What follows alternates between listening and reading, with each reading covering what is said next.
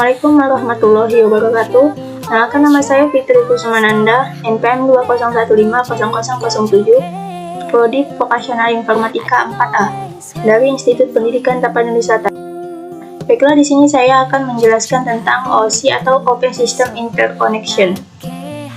Model OSI atau Open System Interconnection diciptakan oleh International Organization for Standardization atau ISO yang menyediakan kerangka logika struktur bagaimana proses komunikasi data berinteraksi melalui jaringan.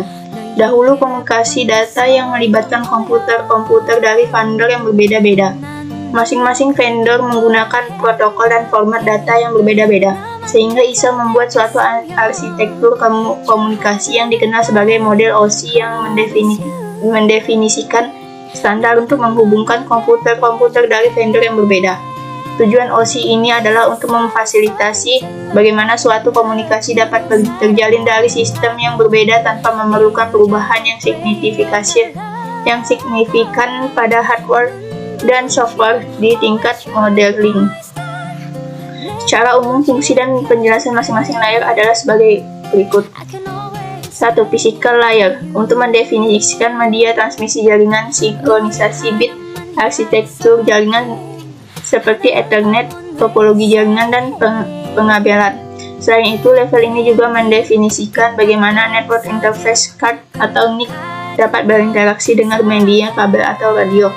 Data link layer untuk menentukan bagaimana bit-bit data dikelompokkan menjadi format yang disebut sebagai frame.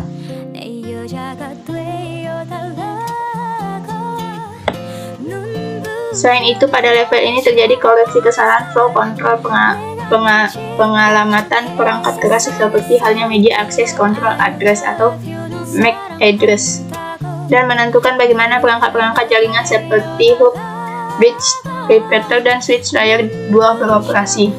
3. Network layer untuk mendefinisikan alamat IP dan menyediakan fungsi routing sehingga paket dapat dikirim keluar dari segmen network lokal ke suatu tujuan yang berada pada suatu network lain. Contoh protokol yang digunakan seperti IP. 4. Transport layer untuk memecahkan data ke dalam paket data serta memberikan nomor urut ke paket-paket tersebut sehingga dapat disusun kembali pada sisi tujuan sehingga diterima.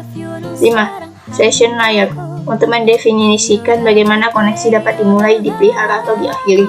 6. Presentation layer untuk mentranslasikan data yang hendak ditransmisikan oleh aplikasi ke dalam format yang dapat ditransmisikan melalui jaringan.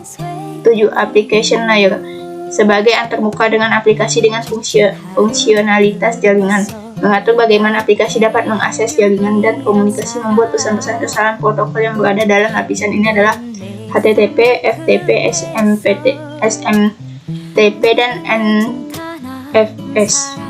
Fungsi OSI secara singkat. Physical menentukan tegangan, kecepatan bersyarat fisik dan mengalihkan bit-bit antara device. Data link menyediakan akses ke media menggunakan MAC address dan melakukan error detection. Network menyediakan logical addressing dan menentukan rute menuju tujuan. Transport menyediakan reliable dan unreliable delivery dan mengecek error connection sebagai transmisi data. Session memisahkan data dari berbagai aplikasi. 6. Presentation menyajikan data dan menangani proses seperti enkripsi data. 7. Application menyediakan user interface.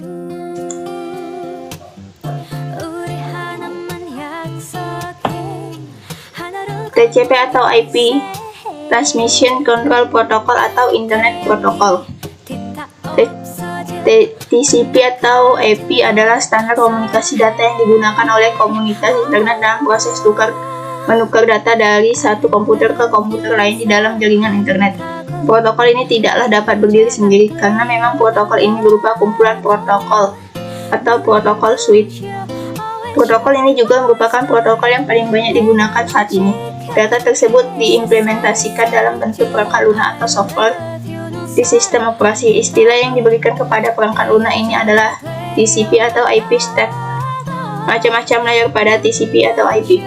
Physical layer mendefinisikan karakteristik yang dibutuhkan hardware untuk membawa sinyal dan transmisi. Hal ini seperti level tegangan, nomor dan lokasi pin interface didefinisikan pada layer ini.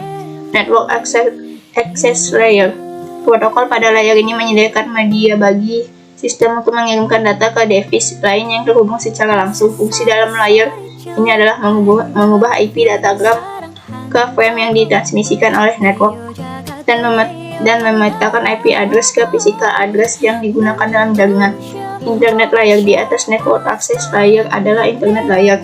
Internet protokol adalah jantung dari TCP atau IP dan protokol paling penting pada internet layer atau RFC 791.